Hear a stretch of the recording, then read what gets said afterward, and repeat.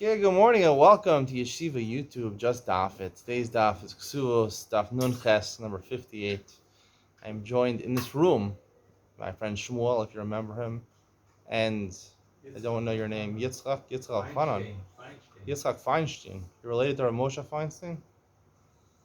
He's not related to Moshe Feinstein, but he does read Igros Moshe every morning. He learns to say for Igros Moshe for at least an hour before davening, right? And he learns Dibros Moshe, which is Rav Moshe's Ian Sefer. He learns that for 3 hours after davening. So even though he's not related to Rav Moshe Feinstein, Afilu she'ata lo karov Rav Moshe Feinstein, ata ohev Hashem ha'mishpacha shecha, you like your last name, so ata lo made hasfarim shelo la'arba shel bayom. He learned his farm for Ma'ata Omer. Ata lo made hasfarim shelo Moshe Feinstein? Huh? Cain, ata lo made? Oh, Lameir Moshe Feinstein Shiurim. So, ata ochel chalav nachri? Lo sarich, aval mata rotzeh lechol chalav nachri. If you want to eat OUD without lo chalav Yisrael.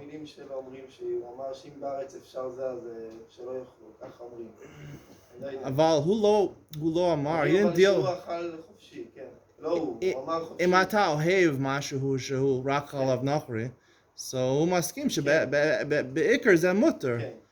He agrees OUD, Moshe Feinstein, and here is someone who has the same name as Rav Moshe Feinstein. Even though he's not related, he also agrees with Rav Moshe Feinstein's psak, and that is why I have my Reese's peanut butter cups and I have Nestle Crunch. All right, this has been a good opening to this year. I miss Shmuel, but I have my father here, so I have to get it back into introducing more people, having more fun. All right, let's get started. Nun Chedam and Aleph at the top. Rabbi Tarfon Omer Nosin La Hakol Truma. Rabbi Tarfon says we give her entirely Truma, right? The Mishnah Rishonah said the first halacha in the Mishnah is that after 12 months, after they circle the wedding date, so you have to give her parnamazonos. So what do you have to give her? Rabbi Tarfon says if she's a Yisraeli, is married to a Kohen, right? You can give her entirely Truma. Truma is worth less than Chulin because Truma can only be sold to Kohanim. And I need a little quiet. Shmuel. I need a little quiet. Sorry, it's okay. Thank you. So you give her entirely Truma according to Rabbi Tarfa. You don't have to give her at that point any Chulin. And Rabbi Akiva says you give half Truma, half Chulin. Amar Abaye, machlokas b'bas Kohen l'Kohen. So I wasn't 100% correct. The machlokas between Rabbi Akiva and Rabbi Tarfa is only when the daughter of a Kohen marries a Kohen, where she knows how to be shomer, right? A Bas Kohen is familiar with Truma. She knows you can only eat Truma when you're Tahora. When you're Tmeya, right, you can't eat Truma. So she knows how to guard herself against becoming Tameh. Of a Bas Yisrael, a Kohen, the daughter of a Yisrael marrying a Kohen, they were called Mechza Chulin, Mechza Truma.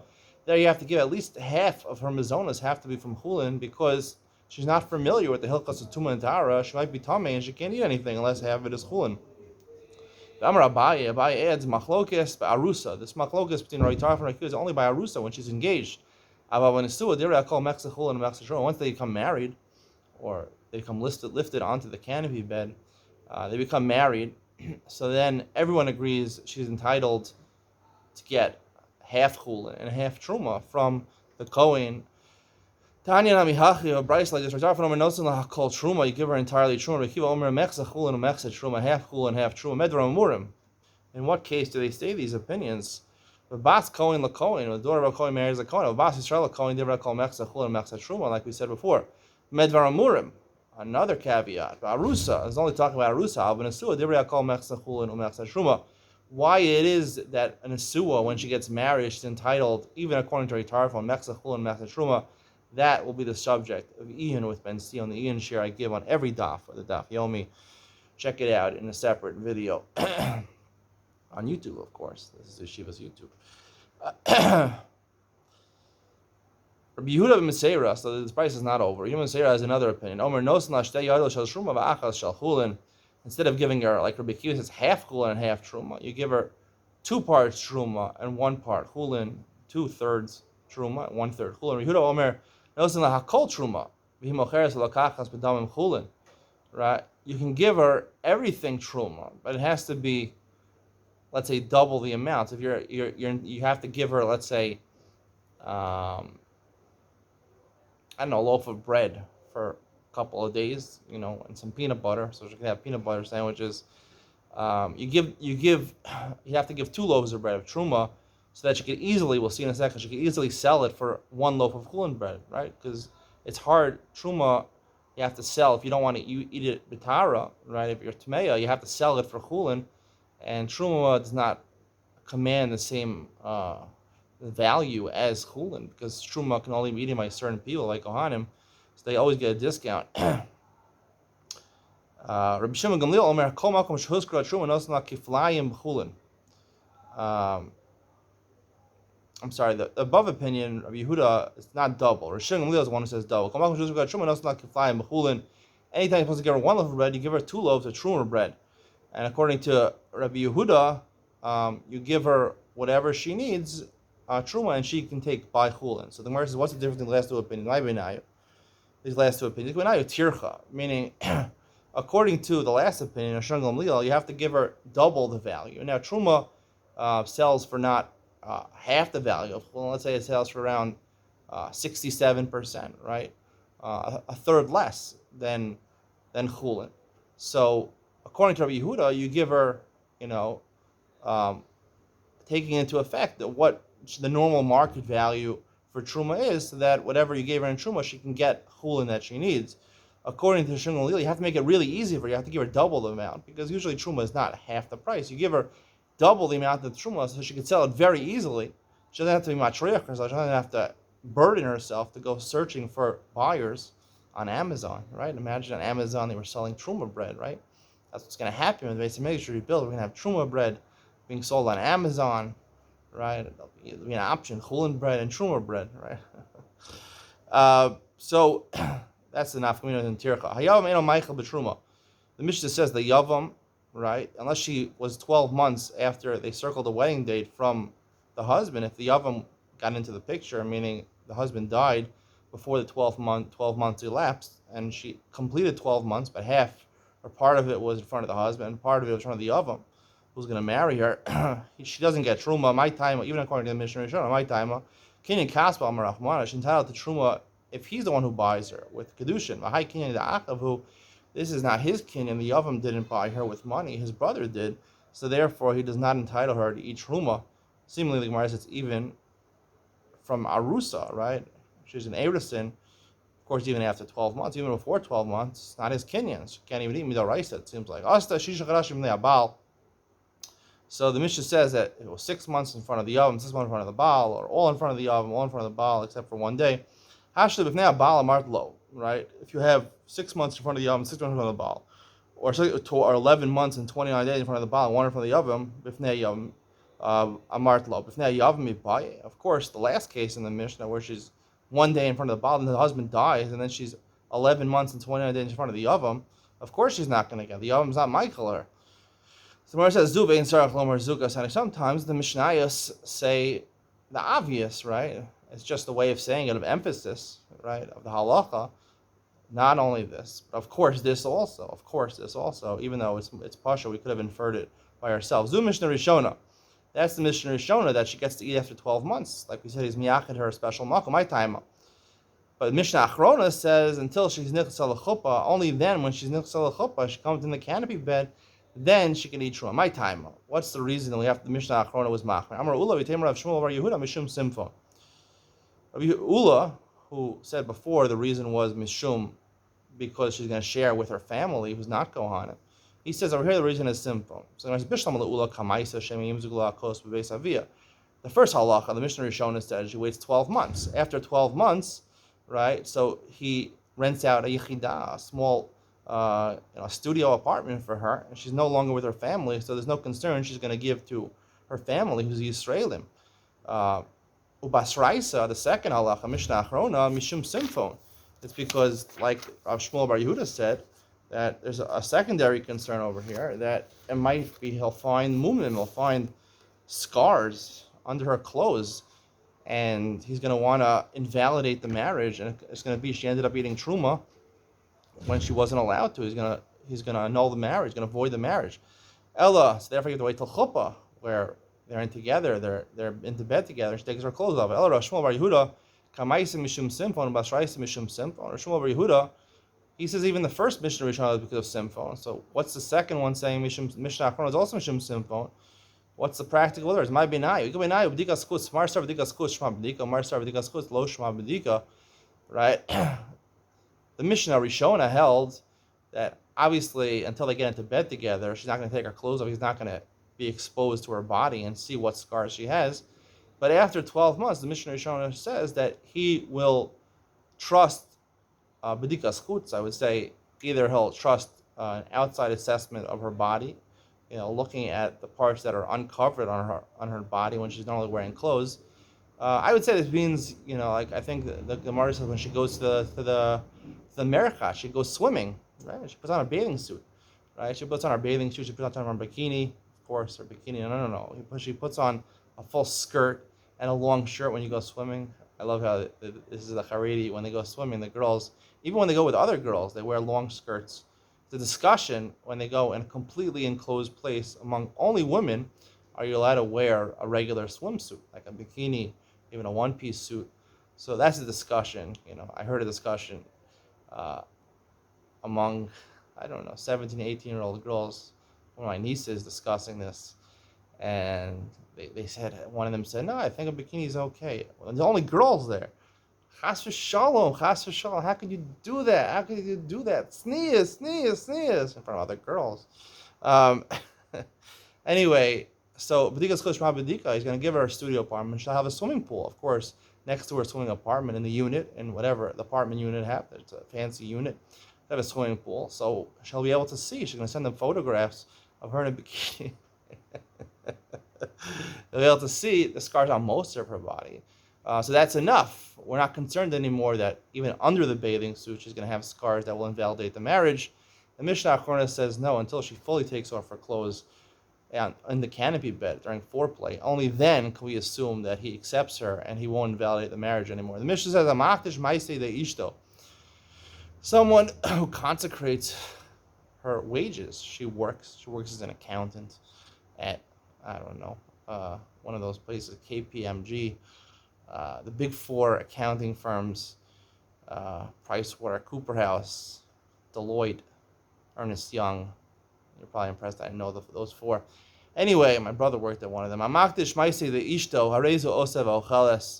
Someone, he wants to makdish his wife's wages, right? She didn't even earn them. We'll talk more about this davar shelo ba'al olam. He's being makdish before it actually came into fruition and came into her bank account. Nonetheless, she can take her wages out from the bank, and it's not consecrated, it's not hekdesh, and she could use them to buy food. Hamosar, let's say he's makdish extra wages, right? We learned in the Gemara before in Daf Mem Zayin that Chazal or Masakim Bezonos Tachas Ma'aseh. They exchange, right? He feeds her, and she gives her wages. Now, we're talking about a regular woman. She has a regular job. Let's say she's one of these big lawyers, right? She's a big lawyer. She graduated from Harvard Law School, and she's got her own business. She's making $500,000 a year, $1 million a year. She's representing, the worst criminals in the world, getting them off the hook. She's putting Ben Brafman to shame. She's getting Moser. She's getting a lot of money, right? Extra wages, right? They were masaking a reasonable amount of her wages. If she's a star, and she's making tons of money, they wouldn't. That's not part of that the husband should get for giving her regular food. Meir Omer hektish. Meir says if he's makdish dad, it is hektish. Takes effect. Yochanan Sander Omer chulin. Yochanan Sander has no right to do that. It remains chulin, which is how we paskin. The Gemara says Amar Ravuna, Amar Rav. Michal Isha Omer LeBayla Eini Nizonos Ve'Eini Yoseh. She can tell her husband, right? We learned the mizonos are in the place of the ma'aseh yadayim. It's up to her. Rav Huna says she wants to say, I'll take my wages. I earn pretty good. I work overtime at Deloitte, at Ernst Young. I worked overtime. I'll take my wages. And you will not feed me. And I'll use my wages to feed myself. She could do that. When they made this takana that the mizonos are in place of the ma'aseh yadayim, that's the exchange the husband and wife do, really the main takana was mizonos. Ma'aseh yadeh mishum eva. Really, first they're on misaki, and then he has to feed her, right? So really, that he's responsible to feed her, because he felt bad that he has to expend money to feed her properly, not just her bare minimum. So therefore, they gave Ma'aseh yadayim, so he shouldn't hate his wife. Really, primarily technology for the woman. When she wants to say, I want out, I want to opt out, her just biyada, she could do that. Mesive, tomorrow has a question. Tiknu mizonos takas Ma'aseh yadayim. The lashon of the brayso, the mitakim mizonos takas Ma'aseh yadayim. I mean, the first takana was that he gets the Ma'aseh yadayim. In place of that, she gets a mizonos. So you see, it's in the rishus of the husband. So when it says Ema Tiknu Ma'aseh yadayim takas mizonos, it was a miswriting or it was the brayso misspoke. The brayso didn't say it correctly. Really, it's supposed to be the ikar. They're masakin ma'aseh and tackle mizonos. First, he has to give her mizonos, and then in place of that, so he shouldn't hate him. So he shouldn't hate her. He gets ma'aseh adayim, her wages. Leim Messiah lay say a proof to Rav Huna from our Mishnah. Machdish ma'aseh deishta arehi osev elchalas. Right? If he wants to machdish it, she can get out of it. She can take her wages and buy food. It's not kadosh. My love and mizonos. Aren't we talking about a case where the husband is capable of feeding her, right? And still, she has the ability to opt out. Gemara says, "Lo b'she'ein nizon." It's talking about where he's a very poor husband. He doesn't have the ability to even properly give her mizonos, even though technically takana the beis, and he's supposed to give her mizonos. He doesn't have that. He doesn't meet it as an ones. So therefore, of course, in that case, she would keep her ma'aseh dayim. But even b'she'ein nizonos, right? If that's the case of the Mishnah, what's the chiddush? Of course, her ma'aseh dayim belong to her. He's not providing mizonos. I feel the man amar yachal rav lomar le'eved asim v'eni zancha. So Machlokas and Gittin, a Rav, a master, can say to his Eved Knaini, I want you to work for me, and I'm not even going to feed you. You can do that. You own his goof, you own his body. Hani mila be'Eved Knaini, that's an Eved Knaini, who's not fully Jewish. Loksiv be'am imcha. Aval Eved Ivri yichsbei imcha. He has to live with you, an Eved Ivri, who's a fully Jewish person. He has an Eved. He became your Eved because he stole a lot of money, he's in debt or something like that. Lo, the Kolshkin Isha, and certainly an Ishto, you have to treat better than an Eved Ivri. So therefore, of course, right, you have to feed her. If you don't feed her, she gets her wages for herself. So Mar says, Seifa Yitzrich. The end of the Mishnah is what's necessary. Mosar, right? She has extra wages. Mayor Omer Hektish. He says he could be Maktish. Yochanan Sandler Omer Chulin. Yochanan Sandler says, no, he can't be Maktish. Pliga the Reish Lakish. Rav Huna argues on Reish Lakish. Amar Reish Lakish. Lo tema time of the Mayor Mishum Kasav Adam Maktish Davar Shlabala Ola. Don't say the reason of Mayor that a person can be Maktish her Mosar Ma'aseh Adayim, even though that's presently not in the world. Just like our Ma'aseh Adayim is not in the world. Her Mosar Ma'aseh Adayim, the extra wages that she's going to earn because she's a really good lawyer, it's not because he holds Shematish Davar Shalom El Mitayim of the Remeir Mitosh Yachal Akufa LaMa'aseh Adayim Nasa Ka'omer La Yikdish Kadach Lo because according to Reish Lakish, she argues on Rav Huna, really she is not entitled. She is not in control over her. The husband is in control over there. When he decides to give her mizonos, he automatically gets her Ma'aseh Adayim. He could force her to give Ma'aseh Adayim by giving her mizonos. He forces her. So therefore, when he's makdish her Ma'aseh Adayim, it's not that he's makdish the actual wages. He's makdish her hands, her body, her hands, which produces the work, which types on the keyboard, all they needed for the accounting, and that's in the world. Not somewhere like so it's in the world. It's not davar shel ba'olam. So you see the fact that he could force her to give her Ma'aseh Adayim shows that he's in control, not like Rav Huna. So whereas V'halo Amar Lahachi, he didn't tell her that. He just says, I'm makdish the Ma'aseh Adayim. He said, makdish her hands. So he says, came in the Shemin and later Meir, the Amar and the Mosi Dara of the Vatala. We learned in Mesachas Erchin.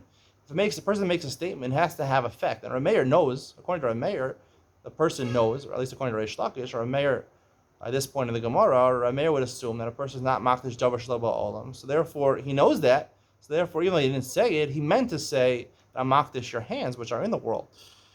Now, so the Gemara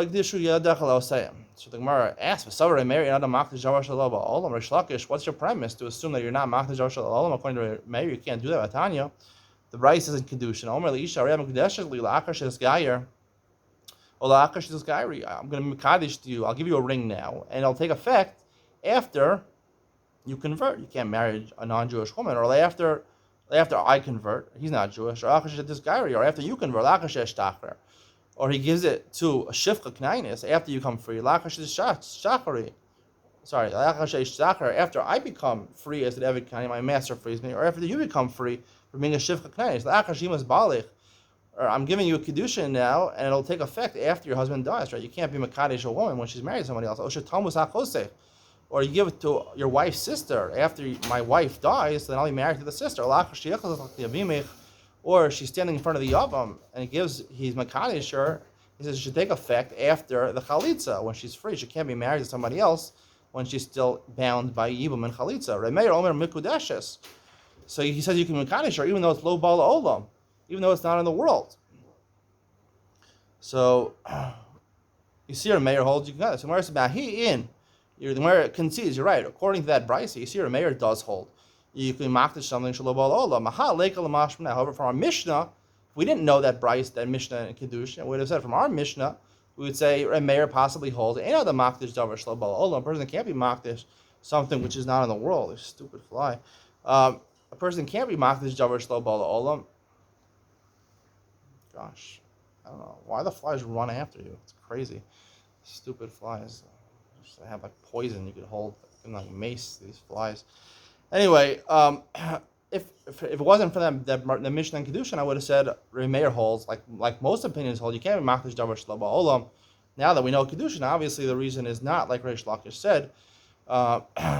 So it seems Reish Lakish, his proof from our Mishnah is disproven, right? His proof against Rav Huna is disproven. All he was saying that if we didn't know that Brisa, then we could have inferred from our Mishnah that a person is not makdish davar shelo ba'al olam. And from that statement, you saw that he held, that statement was enough to see that he argues on Rav Huna, and that really the person in control is the husband and not the wife. He could force his wife to give her to give the wages to him, and as long as he's providing her mazonos. So the Gemara says, Mosar Remeir Omer Hektish. The extra wages is Hektish according to Remeir. So the Gemara says, Emash, right? When did it become Kadosh? Rav Shmuel Dami Tavaya Mosar La'achar Misa Kadosh. After she dies and he inherits, a husband inherits his wife, then it becomes kadosh. Right when he is makdish it, right when she earns those wages, the extra wages, it's already kadosh. Heavy by Rav Papa. Rav Papa asked the following question: "But what are we talking about? Not only we're going to see he has an obligation to feed her, right, her supplemental needs, what she needs, food that she likes. He also has to give her a ma'al kesef. He has to give her some money to put in her purse a week, so she has spending money. A ma'al kesef, maybe $100 a week. L'sarcheh, she has to give her some. If you talk about it, she's giving mazonos and she's giving the extra money. L'sarcheh, my time with the mandam or lachar misa kodosh. What's the reason of the first opinion, lachar misa? Right, he's entitled to it. Right, once he gives her mazonos and the ma'al kesef, they instituted in place of the moser ma'aseh yadayim. Right, in exchange that the extra wage that she gets, that it belongs to him. So he's doing everything he can, and we saw like Reish Lakish. I don't know if we pass like Rav Huna. I'll have to talk about more later, and tomorrow we talk about on Sunday about we pass like Rav Huna. So technically the husband is entitled to do that. So why is La'achar Misa according to Rav Shmuel? Should be right now. He's not providing her needs. Why would Rav Adabar Abba say that's already Kosh Mechayim? Only after she dies and inherits her, then it would be Kodesh. Really, he's talking about where he's giving her mazonos. He's not giving the second thing, the extra money for her in her purse, for her, whatever she wants to buy, a new pair of shoes, a new CD of Simcha Liner. Rav Shmuel Savri, Tikdu Mazonos. Women's favorite singers are, at least the Haredi girls are Simcha Liner, Baruch Levine. Rav Shmuel Savar Tiknu Mazonos Tachas Ma'aseh Yadayim. Rav Shmuel hold their Masakim Mazonos in place of Ma'aseh Yadayim. Ma'al Kesef Tachas Mosar. Like I said before, the Ma'al Kesef, the extra money, is in place of the extra earnings that she earns.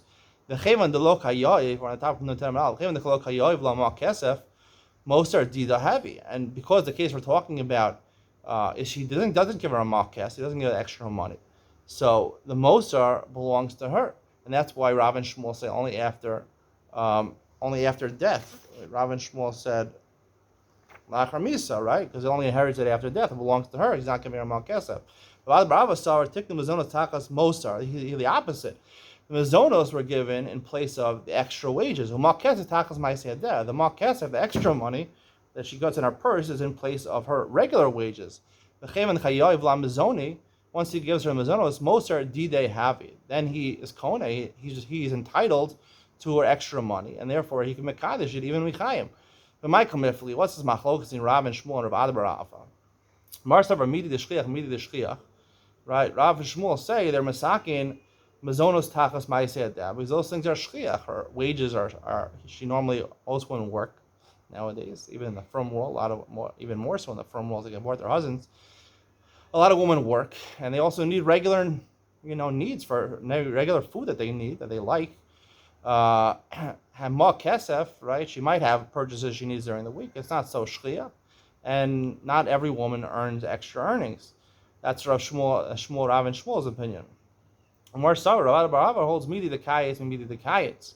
No, mizonos, they're masakein mizonos tachas ma kesef. Mizonos is generally a fixed amount what she would eat, so therefore mal kesef is a specific amount, $100 for a week.